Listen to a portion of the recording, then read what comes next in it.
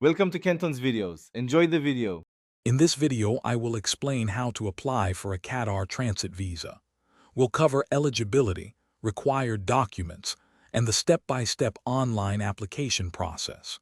You'll also get valuable tips to ensure your application is smooth and successful. This guide will help you navigate the requirements for a seamless travel experience through Doha.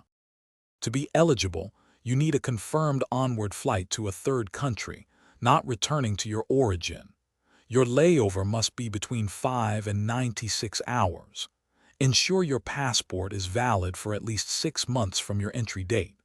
While not always mandatory, a confirmed hotel booking is recommended, especially for longer overnight stays. The application process is straightforward. Begin by visiting the Qatar Airways or Discover Qatar website. Carefully complete the online application form, ensuring all details match your passport. Upload clear copies of your passport, onward ticket, and any other requested documents.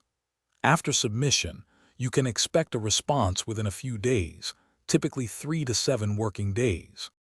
For a smooth process, apply at least 7 days before your trip, but no more than 30 days in advance.